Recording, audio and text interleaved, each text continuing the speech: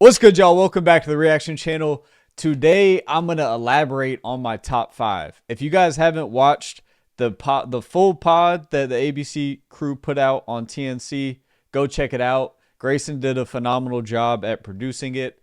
But I just wanted to kind of elaborate on the top five and give y'all my reasonings for every single person and why I have them where I have them. The top five is always subject to change. You guys know that, how fast and fluid that list is. It's totally different every few months because people win and lose. That's how all ranking systems go, if you're being honest, because when people lose, they get bumped down. That's just how it goes. Think about college football, right? It gets moved around all year. That's just really what it is here as well. But let's dive into my top five. I'm going to give you all my reasonings. Nas, Zay, So I had Nas Zay at 1-2. and then BJ, Friga, Rob. So my top five was Nas, Zay, and then in no order, the next three, Rob, Friga, and BJ. To be honest with y'all, I'm going to start with Nas. As we know, Zay beat Nas. But for me, I just give Nas the one spot because he has played so many more games than Zay. And although Zay beat Nas, I was there in person for that game. It was 11-9. It was a great game. It could have gone either way. We know the whole Nas knee thing, and that is true, but I'm not, regardless, whether he was healthy or not, it was a toss-up game. And Nas has been so dominant and has played so many games over the course of a longer period of time than Zay has that I personally give Nas the nod, even though it's really 50-50. And if somebody had Zay at 1, I respect that. It's not crazy because he hasn't lost yet. So if you have him at 1, I totally understand it. For me, I have Nas at 1, Zay at 2. No order for No those order. three. Now, I said no order. Since then, this was filmed a few weeks ago. I do have Rob at 3. Rob has not lost yet either. And really, the top 3 for me are interchangeable. Nas, Zay, and Rob, very strong guards, so they can all kind of compete with each other. And I'll get into like the weight classes and heights and stuff in a few minutes. But then Friga did beat BJ in the head-to-head, so I feel like it's only right. And Friga has done it so long, and played everywhere. As much as people like to say that he hasn't played in certain places and stuff like that, Friga has played everywhere for like 6 years. Even during the Park Takeover stuff, he was playing like in all kinds of different environments. I've seen him thrive in the harshest of environments and the cleanest of whistles. I've personally witnessed that, so I know that Friga can exist and play and thrive in those environments. Even though some people don't necessarily think that, and that's their right to think that. It's all about opinions at the end of the day. So I personally would give the nod to Friga at 4 over BJ just because he won the head-to-head. But for me, this is where it gets tricky too, because Nesco and Scoob have put in a crazy amount of work. And actually, they're the main reason I wanted to make this video, because I feel like looking back at the video, I was like, dang, like I feel like I didn't pay enough respect to Nesco and Scoob, even though I didn't mean it that way at that time, but I feel like I should elaborate it a little bit more, so I want to do it now. Nesco and Scoob are some of the most respectable players in this space. They've played everywhere. They've played in when all the chips were stacked up against them, and they've won, And like aside from that, they just have a lot of game, obviously. Like we can see they both passed the eye test, right? They both passed the eye test and they both have won. Scoob, you can argue that he doesn't have like the key pillar wins to be in the top 5, but Nesco does. Nesco he's been through the ringer. Like his resume probably, in my opinion, is a tad bit better than Scoob. Scoob has a heck of a resume. He's just missing, like, for example, if he beats Rob in the pay-per-view 1, that immediately puts Scoob back in the top 5, no doubt, in my opinion, and for my list at least. So Scoob is just missing that like really, really high-level key win, like tier 1 win. If Scoob gets that win in the pay-per-view, for me, he's back.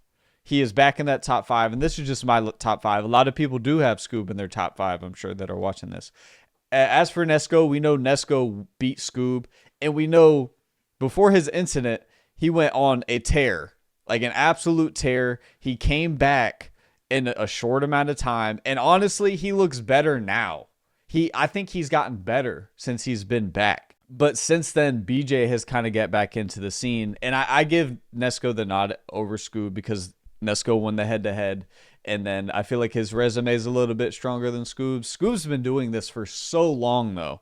So the fact that, yeah, he's going to have more losses than a lot of people. He's played more games than everyone. So he'll always be in the discussion for top 5 for me because I've seen him in person so like several different times. Like he's one of those guys. And then for Nesco, for me, this is where it gets tricky.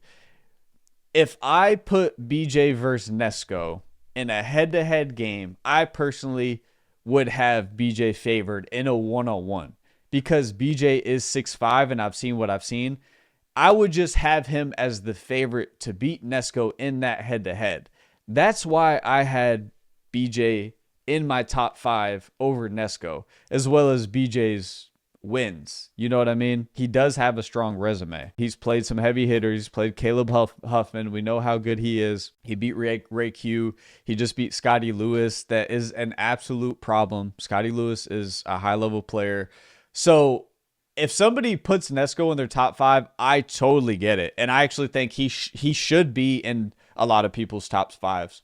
For me, the way I determined it was if the eye test overwhelmed, and that actually segues to the next thing I wanted to talk about. I don't want to get too carried away there. I want to talk about this. This is why I think it's important to eventually get to weight classes and height classes. I don't have a solution and the right answer right now, but I think a group of people need to sit down and figure out what we're going to do in this one-on-one space for those classes, because if you have classes, then you have a Nesco that is always going to be a top guy in his size class. Like, you know what I mean? If Nesco is a middleweight, right now he would be number 1 in his weight class or size class or whatever. It's when you have him playing against a Nas, a Zay, a Rob, that would be really tough. And then BJ at 6'5", that's really tough, you know? So I think that it's important to create these classes in the one-on-one space. Some people might not want to see it, and there's going to be people that do and people that don't. I personally think it needs to happen so that people can have more of a fair shot in ones. I just think it's important to implement personally. I think Nesco would be at the top of his class. I think Scoob would be at the top of his class, you know? So I say that because they're kind of outside of right outside of my top 5. At like 6 and 7. Then you got Tay there that definitely deserves to be in the conversation as well. But yeah, man, I just think like when you have a BJ and you have like a Zay, and sometimes those weight, like eventually those classes are going to have to be made, in my opinion.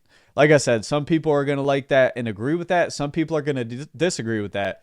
And whichever side you land on is totally fine. This is my opinion on it, and I think that a group of people need to sit down, make it really set. Maybe not now, maybe not in the next few months, but as this space progresses and the way that this space is growing, I would like to see these players be able to hold their belt, you know, and have like the fairest shot. Because the reality is, if Nesco matches up with BJ, even if BJ wins, it's kind of like, but BJ's 6'5", and he's in a different like height class than Nesco. It's just like, I think a guard needs to play a guard, you know, and I think it would be good if we came up with those classes. So that is the reasoning and the thought process behind why I had who I had. But yeah, I just wanted to make this video to say that like Nesco and Scoob absolutely deserve to be in this conversation and should be in a lot of people's top 5s. But my reasoning for it just kind of boiled down to the eye test. Let me know what y'all think in the comments. Let me know about the weight, and you know, I don't even want to say weight because I don't know how it has to be a blend, I think, between height and weight.